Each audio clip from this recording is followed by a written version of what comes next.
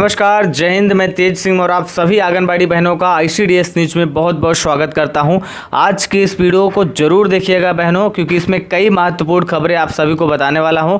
तो वीडियो को शुरू से अंत तक पूरा देखिएगा। आगे बढ़ने से पहले आप सभी बहनों से एक छोटी सी रिक्वेस्ट है कि अगर आप चैनल पर पहली बार आई हैं तो लाल रंग का जो सब्सक्राइब बटन है उसको दबाकर चैनल को सब्सक्राइब कर लें, साथ में बनी घंटी को दबाकर ऑल पर सेलेक्ट कर लें।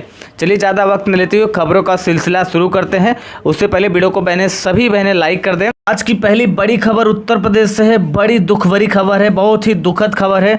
BLO की ड्यूटी से परेशान होकर शिक्षक ने की खुदकुशी।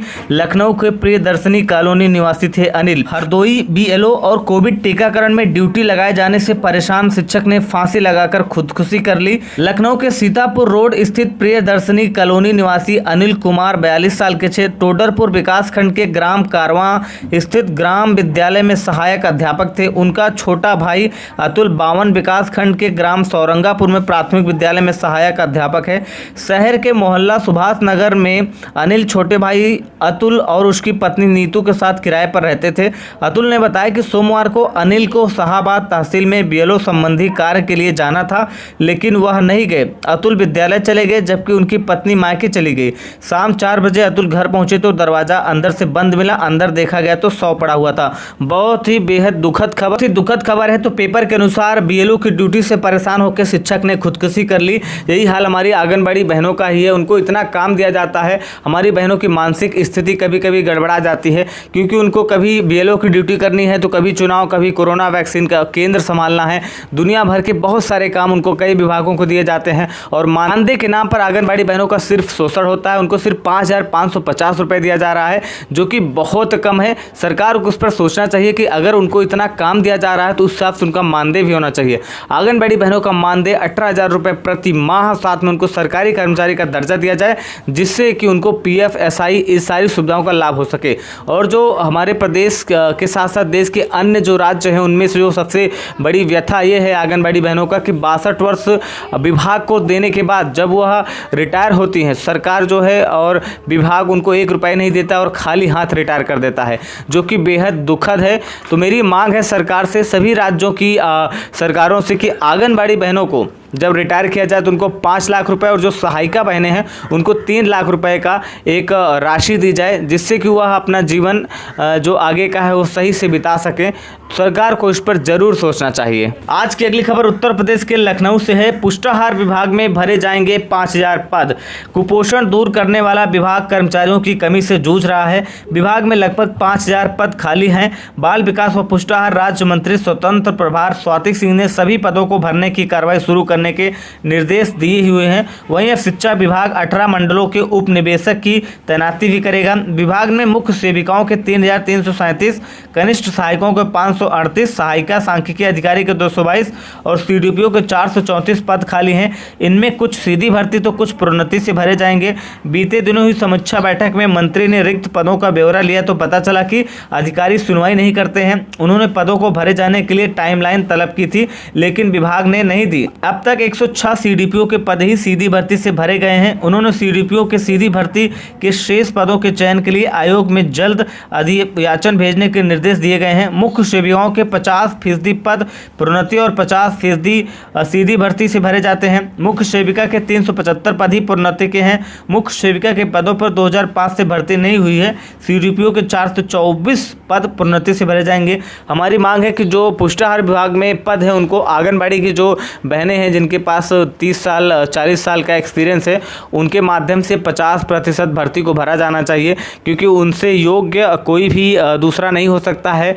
चाहे बच्चों को पढ़ाने की बात हो, चाहे उनको पुष्टाहार देने की बात हो, चाहे उसकी क्वालिटी की जांच करने की बात हो, तो आंगनबाड़ी बहनों से 50% जो पद हैं वो पुष्टाहार विभाग में भरे जाने चाहिए। आज की अगली खबर आइए आपको दिखाते हैं ट्विटर पर आंगनबाड़ी बहनें हैं और जो कुछ भाई हैं जो आंगनबाड़ी बहनों की आवाज़ उठाते रहते हैं। उसका कारण यही कि उत्तर प्रदेश में आंगनबाड़ी बहनों का मानदेय कम है, बिहार में भी कम है। कई सारे राज्य हैं जहां पर आंगनबाड़ी बहनों का मानदेय बिल्कुल कम है। कई राज्य हैं जहां पर आंगनबाड़ी बहनों का मानदेय कह सकते हैं कि हाँ ठीक ठाक है।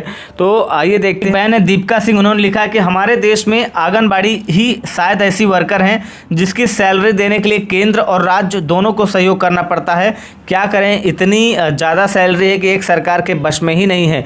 तो आंगनबाड़ी बहन दीपिका सिंह ने तंज करते हुए सरकार को लिखा है, कोई भी ऐसा कर्मचारी नहीं है देश में जिसकी सैलरी केंद्र और राज्य सरकार मिलकर देती हो, लेकिन यहाँ पर आंगनबाड़ी बहनों की इतनी कम सैलरी है, वो भी दोनों लोग केंद्र और राज्य सरकार मिलकर देती है और वो भी सैलरी समय पर नहीं दे पाते हैं। सबसे बड़ी बात यह है, तो सरकार को इस पर जरूर सोचना चाहिए कि दो सरकारें जब किसी कर्मचारी को मिलकर सैलरी दे रही हैं और वो सैलरी इतना कम है कि एक व्यक्ति अपना खुद का खर्च नहीं चला सकता है महीने भर का इस महंगाई में, तो आंगनबाड़ी बहनों के बच्चे हैं, उनका परिवार हो, कैसे इस महंगाई में खर्च चलाएंगे। उनको इतना काम दे दिया जाता है, काम पे काम। सरकार को कुछ तो सोचना चाहिए। योगी जी, अपनी बहनों का कुछ तो ख्याल रखिए। आपने वादा भी किया था, अभी तक उनका मानदेय क्यों नहीं मिल रहा है जो आपने बढ़ा हुआ दिया था। तो यह बात योगी तक जरूर पहुंचनी चाहिए। वीडियो को लाइक करिए इतना ज़्यादा और शेयर करिए व्हाट्सएप पर, फेसबुक पर। दिखाते हैं दूसरे भाई हैं जिनका नाम है अभिषेक गुप्ता। उन्होंने लिखा है, शिवराज सिंह चौहान से मध्य प्रदेश की खबर है ये कि हमारे खास सिवनी जिले की आंगनबाड़ी कार्यकर्ता जो कि बहुत परेशान हो चुकी हैं, बिना मतलब की ड्यूटी सुबह से लेकर शाम 8 बजे तक ड्यूटी कर रही हैं। ना ही वो किसी घर का काम कर पाती है और ना ही किसी बहू बेटी का फर्ज निभा पा रही हैं। विनती है, जो समय का दायरा तय किया गया है उसी समय के दायरे में आंगनबाड़ी बहनों को काम करने का आदेश दिया जाए। वैसे तो कहने को आंगनबाड़ी बहनों को 4 घंटे का काम दिया जाता है, 6 घंटे काम करना है, लेकिन सच्चाई है कि वो 12 से 12 घंटे काम करती हैं। उस वजह से ना घर का वो कोई काम कर पाती हैं और ना ही अपने परिवार को समय दे पाती हैं। तो ये कहीं ना कहीं आंगनबाड़ी बहनों का शोषण है। सरकार को इस पर जरूर ध्यान देना चाहिए, इसके खिलाफ आवाज़ उठनी चाहिए। यह नियम है कि आंगनबाड़ी बहनें जितना पैसा मिलता है उनको इतना घंटा ही काम करना चाहिए। एक्स्ट्रा काम करने का कोई किसी भी संविधान में ऐसा प्रावधान नहीं है कि आप जो है ओवर टाइम करो, आप उसका पैसा ना मिले। सरकार जितना आपको पैसा दे रही है आप उतना ही सरकार को आंगनबाड़ी बहनों से काम लेना चाहिए। सरकार को कोई अधिकार नहीं है कि वह जितना पैसा देती है उससे अधिक काम ले। दिखाते हैं आपको अगली तस्वीर। आप अगली तस्वीर देख सकते हैं। स्कूल बंद होने के बाहर ड्यूटी करती बीएलओ आंगनबाड़ी, अब इसे क्या कहेंगे, मजबूर या शोषण। तस्वीर में देख सकते हैं कि आंगनबाड़ी बहन, स्कूल बंद हो गया है, उसके बाद बाहर बैठकर वह अपना काम बहुत ही ईमानदारी और तल्लीनता से कर रही हैं। आंगनबाड़ी बहनों का शोषण है या फिर यह मजबूरी कह सकते हैं। आंगनबाड़ी बहनों का सरकार शोषण ही करती है, क्योंकि इतने कम मानदेय में शोषण ही है। कम से कम आंगनबाड़ी बहनों का मानदेय 20,000 होना चाहिए और उनको सरकारी कर्मचारी का दर्जा दिया जाए। आप तस्वीर में देख सकते हैं कि बहन बेचारी बाहर बैठकर, उनको बैठने की व्यवस्था भी ढंग से नहीं है, मिट्टी पर वो जो है बीएलओ का काम कर रही हैं। ये देखने पर कितना दुख होता है कि हमारे देश में ऐसे भी कर्मचारियों को काम करना पड़ता है। आज की अगली खबर मध्य प्रदेश के जबलपुर से है। आंगनबाड़ी कार्यकर्ताओं का शोषण बंद करे शासन। मध्य प्रदेश के जाने माने समाचार पत्र नई दुनिया में यह खबर छपी है। मध्य प्रदेश तृतीय वर्ग शासकीय कर्मचारी संघ जारी बयान में कहा कि आंगनबाड़ी कार्यकर्ता व सहायिकाओं का शासन द्वारा शोषण किया जा रहा है।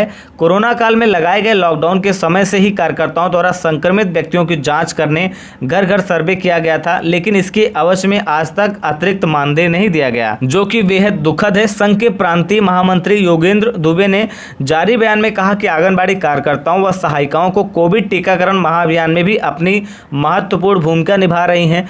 अब भी उनसे सर्वे कराया जा रहा है। आंगनबाड़ी केंद्रों में बच्चे आने लगे हैं, ऐसे में बच्चों का ध्यान रखें कि शासन के आदेशों का पालन करें। आंगनबाड़ी कर्मचारी संघ के पदाधिकारियों की मांग है कि आंगनबाड़ी बहनों द्वारा जो काम किया गया था कोविड में और कोविड के बाद टीकाकरण में, और जो भी घर घर सर्वे कराया जा रहा था, उन सभी का जो मानदेय उनको दिया जाए जल्द से जल्द। आंगनबाड़ी बहनों, आज की वीडियो में बस इतना ही। आपको यह वीडियो कैसी लगी है कमेंट बॉक्स में जरूर बताएं।